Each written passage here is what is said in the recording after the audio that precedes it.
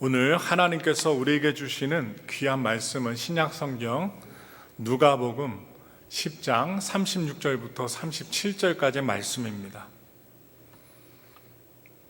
오늘 우리에게 주시는 하나님의 귀한 말씀은 신약성경 누가복음 10장 36절부터 37절까지의 말씀입니다. 우리 다 같이 하나님을 사랑하고 또한 우리를 사랑하시는 예수님을 생각하며 우리 믿음으로 오늘 본문의 말씀을 함께 봉독하겠습니다. 읽겠습니다. 내 생각에는 이 세 사람 중에 누가 강도 만난 자의 이웃이 되겠느냐? 이르되 자비를 베푼 자니이다. 예수께서 이르시되 가서 너도 이와 같이 하라 하시니라. 아멘. 우리 모든 성도님들이 강건하고 또 어제 오늘 비가 왔잖아요. 안 온 지역도 있대요. 참 안타깝죠? 그 지역은 오늘 밤에 촉촉히 왔으면 좋겠습니다. 그리고 또 오늘 아침에 한 8시 한 10분 정도에 교회 오니까 하나님이 무지개를 주셨어요. 그래서 앞에 찬양하시는 분들한테는 사진으로 보여드렸는데 저 앞에 창고 위쪽으로 무지개를 딱 주셔서 사진 2장을 찍고 속으로는 어떻게 생각하냐? 하나님, 저와 우리 교회, 우리 성도들 좋은 하나님의 응답을 주시옵소서. 그 표시인 줄 믿습니다라고 저만의 해석을 했습니다. 노아가 다시는 심판하지 아니하겠다는 그 하나님의 언약의 약속을 받은 것처럼 저는 이 무지개 레인보우를 보면서 하나님 우리 교회와 우리 성도들 우리 목회자 가정까지 하나님의 큰 축복을 주실 줄 믿습니다라고 아멘하고 외쳤습니다. 여러분들도 그 무지개에 하나님의 은혜와 축복을 주실 줄 믿습니다. 아멘. 저는 오늘 함께 봉독한 누가복음 10장 36절부터 이 37절의 말씀을 통하여 하나님 사랑을 증명하라 라는 제목으로 은혜 말씀을 나누겠습니다. 요즘 현대 생활에 들어 사람들의 삶이 팍팍해졌습니다. 도네이션이나 또한 팀 문화, 여러 가지 문제들이 우리의 마음을 아프게 만들고 그리고 사람들이 더 야가지고 이기적이고 자기들만의 생각을 하는 개인주의가 너무나도 판치는 시대에 우리가 살고 있습니다. 옛날 우리 성도님들이 어린 시절, 그 시절에는 많은 사람들에게 나눠주고 또 동네가 아파트가 아니어서 단독주택이거나 아니면 기와집 정말 오래 사셨던 분들은 정말 쓰러져가는 집에 사시면서도 대문을 열어놓고 살았어요. 대문을 열어놓고 이사를 오면 떡을 나누고 저희 몇 집에 누가 왔어요 하고선 떡을 나눠주고 그러면 그 떡을 잘 먹고 문도 열어주고 환대해주고 했는데 요즘에는 옆집에 누가 사는지 윗집에 누가 사는지 모르는 시대에 살고 있습니다. 오히려 아파트에 사시는 그 대도시의 한국분이나 미국분들은 층간소음 좀 두껍게 벽을 만들면 좋은데 그렇게 만들지 못하니까 위에서 어린아이들이 뛰어다니면 쿵쿵쿵 소리 난다고 해서 밑에서 스피커로 공격을 하고 위에서 공격을 하고 하는 개인주의가 판치는 시대에 살고 있습니다. 그런데 이러한 개인주의가 판치는 시대 가운데 하나님께서는 우리들에게 어떻게 살아가야 되는가, 어떻게 예수 믿는 자로서 살아가야 되는가, 이것을 오늘 본문의 말씀을 통해서 이야기하십니다. 그래서 예수님은 모든 계명 중에 으뜸이 되는 것이 무엇이냐는 서기관, 성서학자, 성경을 필사하는 서기관의 질문에 첫째는 하나님 사랑이고 두 번째는 이웃 사랑이다라는 것. 하나님 사랑, 이웃 사랑, 바로 십자가 사랑을 대답하십니다. 우리가 하나님을 사랑하고 이웃을 사랑하는 것을 어떻게 증명할 수 있을까요? 사랑, 형이상학적입니다. 형용사예요. 그런데 오늘은 이 질문에 대한 답을 말씀을 통해 찾아가며 하나님이 주시는, 예수님이 주신 잔잔한 은혜를 나누고자 합니다. 우리 다 같이 누가복음 10장 25절부터 27절의 말씀을 우리 다 같이 읽겠습니다. 어떤 율법 교사가 일어나 예수를 시험하여 이르되 선생님, 내가 무엇을 하여야 영생을 얻으리이까? 예수께서 이르시되 율법에 무엇이라 기록되었으며 내가 어떻게 읽느냐? 대답하여 이르되 내 마음을 다하며 목숨을 다하며 힘을 다하며 뜻을 다하여 주 너의 하나님을 사랑하고 또한 내 이웃을 내 자신같이 사랑하라 하였나이다. 지금 율법교사, 랍비죠. 성경을 가르치는 성서학자입니다. 이 율법교사는 예수님께 다가와서 제가 무엇을 해야 영생을 얻으리까 하고 묻습니다. 질문합니다. 정말로 이 율법학자가, 성서학자가 그것이 궁금해서 관심이 있어서 예수님께 다가와서 질문을 하는 것일까요? 아닙니다. 예수님께 일부러 작전을 짜고 계획을 삼고 세상 말로 머리를 굴려서 예수님께 와서 떠보려는 속셈입니다. 예수님의 마음이 어떤가, 생각이 어떤가, 어떠한 대답을 내는가 떠보려는 속셈입니다.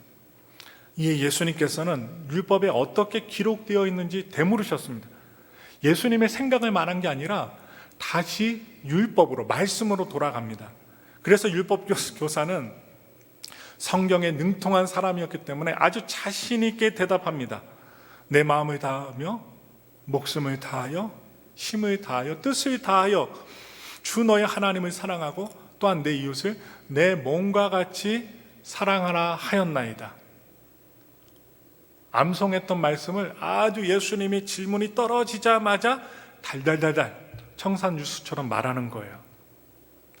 율법을 잘 아는 율법교사입니다. 그는 613개의 그 율법, 그 계명 중에 가장 큰 계명으로 하나님 사랑과 이웃 사랑을 언급합니다.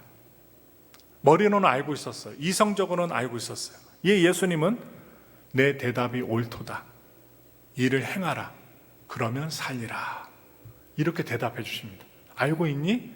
그러면 행동으로 보여줘. 그러면 너가 살 거야. 하나님 안에서 정말 영생을 얻을 거야. 라고 명확한 대답을 주셔요. 여기서 이 율법 교사는 멈추지 않고 감사하지 않고 한 가지 질문을 더 합니다. 왜 그럴까요? 아까 이유가 있다고 했잖아요. 예수님을 떠보기 위해서, 자기를 좀 나타내기 위해서 다가온 것 같아요. 우리 누가복음 10장 29절의 말씀을 힘차게 읽겠습니다. 그 사람이 자기를 옳게 보이려고 예수께 여짜오되 그러면 내 이웃이 누구이니까? 이제 의도가 드러나요. 여러분들이 독서를 하시면 서두나 끝에 그 저자의, 그 책을 저술한 저자의 목적이 딱 드러나는데 지금 29절을 보니까 왜 율법학자가 예수님께 다가와서 질문을 했는지, 그것도 똑똑한, 암기하고 말씀에 능통한 자가 예수님께 질문을 하는지 딱 나타나요. 자신의 의를 드러내기 위해서, 자랑하기 위해서 예수님께 질문하는 거예요. 그래서 이 율법 교사는 왜 이웃이 누구인지 질문했을까요? 그가 이웃이 누구인지 몰랐을까요? 아니에요. 똑똑한 사람이에요. 아마도 그는 이웃 사랑에 자신이 있었던 것 같아요. 그래서 그는 이 질문을 통해 자신의 이웃 사랑을 증명해 보이는 기회를 예수님과 대화하는 모습을 통해서 사람들에게 알려주고 싶었던 것 같아요. 확증하고 싶었던 것 같습니다. 여러분, 히브리어로 이웃이 뭐냐? 레아라고 합니다. 레아. 이 레아라는 단어를 뜻을 살펴보니까 유대인들은요, 아무나 이웃이라고 하지 않아요. 그들은 누구를 이웃이라고 하는가? 바로 동반자, 배우자, 아니면 동료나 친족, 아니면 친구들입니다. 여기까지 이웃으로 생각하지 옆에 산다고 해서 자신의 이웃이라고 정하지 않는다는 거예요. 그러므로 율법 교사의 이웃 개념에는 누가 빠져 있느냐? 그 당시 유대인들이 혼혈족 속이라고 해서 유대인들끼리, 이스라엘 민족끼리 결혼하여서 태어난 사람들이 아닌 이방인들과 결혼해서 태어난 혼혈족, 사마리아인들이나 이방인들은 아예 사람 취급도 안 하고 더더욱 이웃은 생각지도 않았던 것입니다. 개만도 못한 사람들로 생각하고 있었어요. 그래서 예수님은 이 율법 교사, 성서학자의 바로 질문에서 이 사람이 잘못 알고 있는 것을 정확하게 짚어줍니다. 정확하게. 그래서 갑자기 예수님은요, 성경을 잘 보시면 이해하기 쉽게 비유로 이야기해 주셔요. 우리는 내가 알고 있는 것을 남이 모를 때 잘 설명해 주거나 아니면 이해가 되게끔 이야기를 적절한 예를 들어서 비유로 잘 얘기해 줄 필요성이 있는데 성격이 급한 나머지 모르면 어떻게 해요? 답답해하고 꿀밤을 때리면서 이 바보야 왜 이렇게 모르면서 내 말을 못 알아들어. 설명을 못한 자신을 생각하지 못하고 이해하지 못한 사람만 탓할 때가 많아요. 저도 그래요. 그런데 예수님은 비유로 말씀을 하셔요. 그 말씀 볼까요? 누가복음 10장 30절부터 31절의 말씀을 우리 읽겠습니다. 예수께서 대답하여 이르시되 어떤 사람이 예루살렘에서 여리고로 내려가다가 강도를 만나매 강도들이 그 옷을 벗기고 때려 거의 죽은 것을 버리고 갔더라. 마침 한 제사장이 그 길로 내려가다가 그를 보고 피하여 지나가고. 지금 누가 나옵니까? 첫 번째 사람? 제사장이 나와요. 이 제사장은 하나님의 율법을 가르치고 백성들의 죄를 회개시키고 씻는 그런 중요한 직책이 있는 자인데 왜 강도 만나 거의 죽은 사람을 피해 갔을까요? 아니, 하나님의 사랑을 전해야 되는데 왜 피해 갔을까요? 말씀을 살펴보면서 그것은 그가 알고 있는 율법 때문인 듯 합니다. 말씀 때문이에요. 레위기에 이런 말씀이 있습니다. 이런 말씀을 잊지 않고 암송했고 적용했던 것 같아요. 레위기 21장 1절의 말씀 우리 다 같이 읽겠습니다. 야훼께서 모세에게 이르시되 아론의 자손 제사장들에게 말하여 이르라. 그의 백성 중에서 죽은 자를 만짐으로 말미암아 스스로를 더럽히지 말라. 바로 제사장의 책무 때문에, 제사장에게 주신 말씀 때문에 거의 죽어가는 사람을 만지지 못한 것 같습니다. 그래서 그는 제사장으로서 거의 죽은 것 같은 자를 만짐으로 자신이 제사장의 업무를 하기 전에 부정적인 사람으로 되지 않을까 생각하여 피해갔던 것으로 생각이 되어집니다. 더 나아가 누가복음 10장 32절의 말씀 우리 다 같이 읽겠습니다. 또 이와 같이 한 레위인도 그곳에 이르러 그를 보고 피하여 지나가되. 아니, 이제 두 번째 사람이 나오죠. 레위인. 레위인은 왜 이 죽어가는 사람을 피해갔을까요? 왜 피해갔을까요? 여러분, 레위인은요 어떤 사람을 말하느냐면 종교적으로 유대인으로서 유대교, 하나님을 믿는 이 종교적인 열심이 강했던 사람들입니다. 하나님을 누구보다도 열심히 섬긴다고 자부심을 가졌던 사람이에요. 그런 자들이 하나님의 심판으로 포로 생활을 했다는 것은 너무나도 큰 충격이었고 상처였습니다. 상처였어요. 그래서 그들은요 포로 시대 이후, 포로로 잡혀갔다가 다시 돌아온 이후에 더더욱 하나님께 매달렸습니다. 종교적 열심으로 살았습니다. 그러므로 그러한 영향이 율법을 완전히 지키기 위해 더 많은 규례와 유전들을 만들게 되었습니다. 왜냐? 더 하나님을 열심히 섬기기 위해서 법들을 만들고 규정들을 만들었던 거예요. 그래서 그렇게 이스라엘 안에 있는 그 레위인들, 종교적 열심 있는 사람들이 열심을 내면 낼수록 율법의 본질인 사랑보다는 더 많은 바깥으로 보여지는 율법의 형식을 지키는 자들이 된 것입니다. 그리하여 그들은 하나님과 이웃을 더 뜨겁게 사랑한 것이 아니라 형식적인 종교인으로 변하고 말았던 것입니다. 이것도 우리가 주의를 해야 돼요.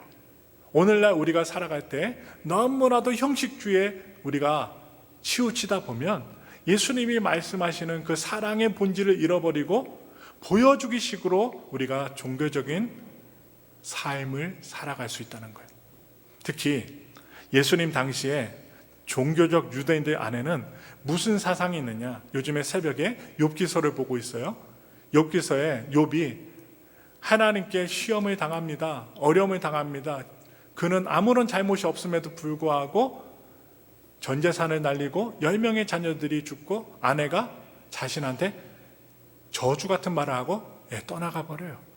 친구들 3명이 왔는데 7일 동안 머무르다가 항상 했던 말이 뭐냐? 인과응보예요. 네가 하나님 앞에 알지 못하는 죄를 졌기 때문에 지금 내가 고난을 당하는 거야. 이게 바로 인과응보입니다. 바로 유대인들, 레위인들에게는 인과응보 사상이 가득히 있었습니다. 그들은 병든 자, 가난한 자, 불행을 당하는 자들은 하나님께 벌을 받아서, 하나님께 죄를 지어서 벌 받는 거야, 이렇게 생각하고 있었어요. 오늘날에도 우리가 이 레위인들과 같은 인과응보 사상을 주의해서 말해야 됩니다. 누가 고난을 당해요? 야, 너 하나님께 죄 지은 거 아니야? 그런 느낌이 들더라도 함부로 입을 떼서는 안 돼요. 왜냐?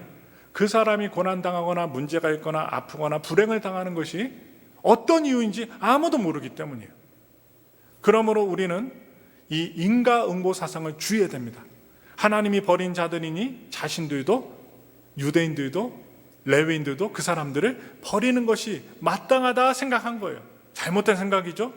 바로 이 비유에 나오는 두 번째 사람 레위인도 강도를 만나서 불행을 겪고 거의 죽을 지경에 있는 자를 하나님께 죄 지은 자로 판단을 하고 그리고 여겨서 피해 간 것입니다. 그래서 예수님께서 알려주시는 거예요. 예수님은 세 번째 사람으로 우리가 잘 알고 있는 사마리아 사람을 등장시킵니다. 우리 다 같이 누가복음 10장 33절부터 36절의 말씀을 읽겠습니다. 어떤 사마리아 사람은 여행하는 중 거기 이르러 그를 보고 불쌍히 여겨 가까이 가서 기름과 포도주를 그 상처에 붓고 싸매고 자기 짐승에 태워 주막으로 데리고 가서 돌보아 주니라. 그 이튿날 그가 주막 주인에게 데나리온 2를 내어주며 이르되 이 사람을 돌보아 주라. 비용이 더 들면 내가 돌아올 때 갚으리라 하였으니 내 생각에는 이 세 사람 중에 누가 강도 만난 자의 이웃이 되겠느냐. 율법교사는 이 예수님의 질문에 대하여 자비를 베푼 자니이다. 예수님의 이 비유의 말씀이 끝나기도 직전에 딱 대답합니다. 안다는 거예요. 머릿속으로는 암송하고 있고 잘 아는 내용이라는 거예요. 이에 예수님은 뭐라고 하죠? 가서 너도 이와 같이 행하라. 하라. 명령하십니다. 명령. 내 이웃이 누구입니까? 이런 질문을 한 바로 율법교사에게 예수님은 누가 강도 만난 자의 이웃이 되느냐? 누가 이웃인가? 라고 되물으셨어요. 바로 강도 만난 자의 입장, 불행을 당한 사람의 입장에서는 여러분 당연히 그를 돌보아준 사마리아 사람이 그의 이웃입니다. 이웃이었어요. 이것은 당시 유대인들에게 충격적인 이야기였습니다. 충격적인 결론이었습니다. 제가 아까 설명해 드렸죠. 그런 인과응보에 죄를 지면 벌 받는다, 저주 받는다. 그리고 병든 자, 문제가 있는 사람은 하나님께 벌 받는 사람이다. 이런 생각이 있는 사람들. 아까 레아에 대해서 말씀드렸죠. 이웃에 대해서 말씀드렸죠. 자기 동반자, 가족, 친구들 빼놓고 다른 사람들, 특별히 혼혈 족속이었던 사마리아 사람들과 우리와 같은 이스라엘 민족이 아닌 이방인들은 전혀 이웃이 될 수 없었던 그들의 문화와 사상 속에서는 생각할 수도 없는 예수님의 대답이었습니다. 그래서 율법교사는 자신이 정한 이웃의 범위 안에서 이웃사랑에 대해 자신했던 사람이에요. 자신은 하나님의 말씀을 100% 지키고 복받은 사람이라고 여겼습니다. 그러나 그것은 잘못된 율법 안에 갇힌 아주 폐쇄된 이웃사랑, 제한된 사랑에 대한 여러분 모습이었다는 거예요. 자기는 잘한다 했는데 예수님이 봤을 때는 온전히 율법학자, 하나님의 율법을 잘하는 사람으로서 행하는 태도가 아니었다는 것이었습니다. 예수님은 내가 사랑할 수 있는 사람만 이웃이 되는 그러한 아주 작은 울타리를 걷어내기 원하셨습니다. 우리도 예수님을 믿지 않았다면 얼마나 더 협소하게 살 수 있었을까요? 정말 협소하게 살았을 거예요. 내 욕심, 나한테 잘하는 사람들만 잘하고 못하는 사람들에게는 폐쇄적이고 그렇게 살았을 거예요. 그런데 예수님은 그 울타리를 넘어서라는 거예요. 그리고 그 울타리 밖에 있던 원수들도 이웃으로 초대하기 원하셨어요. 예수님은 말씀만 한 게 아니에요. 예수님은 몸소 그들과 함께 그 당시 유대인들이 손가락질했던 사람들을 초대하고 초대받아 가서 유대인들이 죽이려고 하고 모함하고 계략을 짤지라도 알고 있음에도 불구하고 예수님이 율법에서 말한 대로 그리고 아시는 대로 행했다는 것이죠. 친구가 되셨습니다. 병자들, 세리들, 창기들의 친구가 되셨어요. 그래서 유대인들이 가장 중요하게 생각하는 성경 구절이 있습니다. 우리 한번 볼까요? 신명기서 6장 4절부터 5절의 말씀입니다. 우리 신중하게 읽겠습니다. 이스라엘아 들으라. 우리 하나님 야훼는 오직 유일한 야훼이시니 너는 마음을 다하고 뜻을 다하고 힘을 다하여 내 하나님 야훼를 사랑하라. 유대인들이 오늘날까지도 아주 귀하게 여기는 쉐마의 말씀입니다. 쉐마가 뭐예요? 들으라. 들으라는 말씀이에요. 바로 쉐마로 시작되는 이 말씀은 유대인들이 태어나서 가장 먼저 배우고 가장 먼저 아버지로부터 암송하고 아버지가 가르쳐주는 거예요. 그 기도문을 알려줍니다. 그리고 죽기 전에 마지막으로 드리는 이 기도문이 무엇이냐? 지금 우리가 읽었던 이 말씀이에요. 쉐마의 말씀. 예수님은 모든 계명 중에 첫째가 무엇이냐는 한 서기관의 질문에 이렇게 답하십니다. 마가복음 12장 29절부터 31절까지의 말씀을 우리 믿음으로 읽겠습니다. 예수께서 대답하시되 첫째는 이것이니 이스라엘아 들으라. 주 곧 우리 하나님은 유일한 주시라. 내 마음을 다하고 목숨을 다하고 뜻을 다하고 힘을 다하여 주 너의 하나님을 사랑하라 하신 것이요. 둘째는 이것이니 내 이웃을 내 자신과 같이 사랑하라 하신 것이라. 이보다 더 큰 계명이 없느니라. 지금 예수님은 처음 부분에서 신명기 이 쉐마의 말씀을 인용하셨습니다. 자신의 말씀이 아니에요. 예수님의 말씀이 아니에요. 율법의 말씀을 인용하십니다. 오직 하나님을 사랑하라는 명령입니다. 그리고 거기에 신명기 말씀에 레위기 말씀을 덧붙여서 이야기하십니다. 레위기서 19장 18절의 말씀 우리 다 같이 읽겠습니다. 원수를 갚지 말며 동포를 원망하지 말며 내 이웃 사랑하기를 내 자신과 같이 사랑하라. 나는 야훼이니라. 예수님은 신명기의 첫째 되는 계명 하나님 사랑에 대한 그 계명을 알려주고 이웃 사랑까지 덧붙여서 주신 것입니다. 이게 바로 십자가 사랑입니다. 그 이유가 무엇일까요? 왜 하나님 사랑과 이웃 사랑을 덧붙여서 예수님이 설명하고 이야기했을까요? 그것은 하나님 사랑이 곧 이웃 사랑으로 증명되기 때문입니다. 하나님을 사랑해요. 제가 여러분들이 밖에 나가서 저 하나님 사랑합니다. 교회 안에서 하나님 사랑합니다. 기도도 하고 봉사도 하고 해요. 그럼 어떻게 그 하나님 사랑하는 것이 나타나요? 내 삶 속에서 이웃들에게 하는 그 모습 속에 그 사랑이 증명된다는 거예요. 아무리 하나님을 위한 종교적인 열심이 대단해도 기도도 많이 하고 봉사도 많이 하고 헌금도 많이 하고 예배상을 꼬박꼬박 지켜도 우리 옆에 있는 이웃들, 바로 이웃들이 바로 나에게서 하나님을 사랑한다고 말하는 주인공인 나에게서 사랑을 못 느낀다면 그 사랑은 온전하지 않다는 거예요. 우리의 이웃은 우리 예수 믿는 사람들이, 하나님을 믿는 사람들이 얼마나 종교적인 열심을 갖고 있는지로 우리를 평가하지 않습니다. 그들은 우리가 얼마나 교회 활동을 열심히 하고 헌금을 많이 내는지 관심이 없습니다. 바로 그들은, 세상의 이웃들은 그들에게 전해지는, 바로 이웃들에게 전해지는 우리의 사랑을 통해 우리가 갖고 있는 하나님 사랑이 얼마나 진실한지를 보고 느끼고 평가합니다. 그래서 오늘 우리가 하나님의 이 말씀, 예수님이 알려주신 이 비유의 말씀을 통해 나는 율법 교사처럼 내가 정한 범위 안에서, 내가 생각하는 이 범위 안에서 하나님을 사랑한다고, 이웃을 사랑한다고 스스로 자부심을 느끼며 살아온 것은 아닌지 한번 되돌아보라는 거예요. 되돌아보셨으면 좋겠어요. 여러분, 사랑은요 힘이 듭니다. 힘이 들어요. 어렵습니다.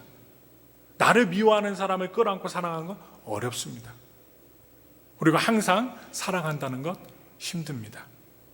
늘 해도 모자는 게 사랑입니다. 그러나 사랑은 우리가 포기할 수 없는 하나님이 주신 권리요 책임입니다. 그리고 도전입니다. 바울이 그래서 우리들에게 전하고 있어요. 로마서 13장 8절부터 10절의 말씀입니다. 우리 다 같이 읽겠습니다. 피차 사랑의 빛 외에는 아무에게든지 아무 빛도 지지 말라. 남을 사랑하는 자는 율법을 다 이루었느니라. 간음하지 말라, 살인하지 말라, 도둑질하지 말라, 탐내지 말라 한 것과 그 외에 다른 계명이 있을지라도 내 이웃을 내 자신과 같이 사랑하라 하신 그 말씀 가운데 다 들었느니라. 사랑은 이웃에게 악을 행하지 아니하나니 그러므로 사랑은 율법의 완성이니라. 이 바울이 분명하게 지금 몇 구절을 읽었지만 핵심적으로 말씀한 게 뭐예요? 남을 사랑하는 자는 율법을 다 이루는 자라는 거예요. 완성하는 자라는 거예요. 그렇게 주장합니다. 바울은 남을 사랑하는 자는 율법을 완성하는 것이라고 가르쳐주고 있습니다. 우리는 제가 설교 서두에도 말씀드렸지만 사랑하기 더 쉽지 않은 개인주의가 판치는 시대에 살고 있다고 말씀드렸어요. 몇 년 전 한국 사회를 크게 이렇게 덮는 키워드 하나가 있습니다. 뭐냐? 각자 도생이에요. 각자 도생이라는 사자성어가 유행했습니다. 이 각자 도생이라는 뜻이 무엇이냐? 각자 살 길을 스스로 찾는다는 거예요. 같이 함께 잘 살아보겠다고 힘을 합치고 지혜를 모으고 찾는 게 아니라 각자 도생은 각자 살 길을 스스로 찾는다는 뜻이에요. 바로 앞날이 불안해요. 내일이 불안한 일상에서 이제 각자 도생은요, 본인만 살겠다는 이기적인 선택을 한 것뿐만이 아니라 어려운 환경 안에서 필연적으로 나타나는 인간의 모습이라는 거예요.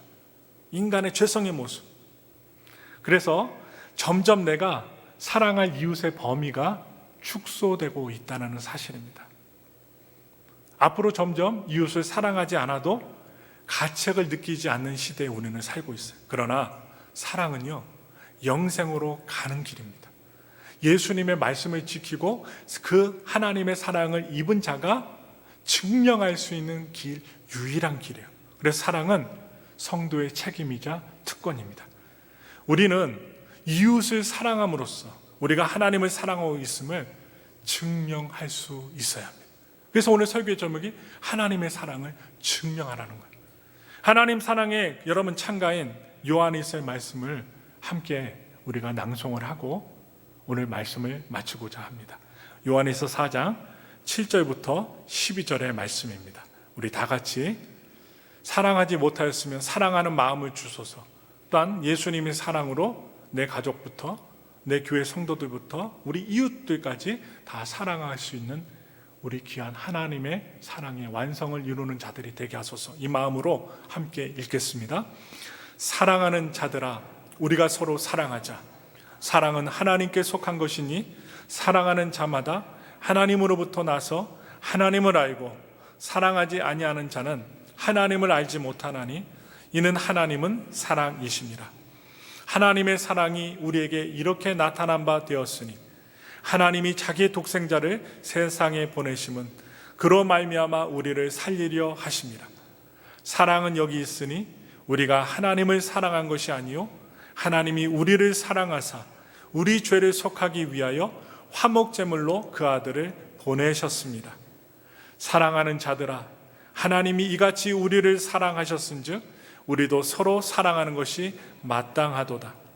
어느 때나 하나님을 본 사람이 없으되 만일 우리가 서로 사랑하면 하나님이 우리 안에 거하시고 그의 사랑이 우리 안에 온전히 이루어지느니라.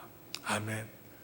성도님들이여, 오늘 우리가 서로 사랑함으로써 하나님의 계명을 완성하는 우리 모두가 되기를 예수님의 이름으로 축원합니다. 우리 다 같이 기도하겠습니다.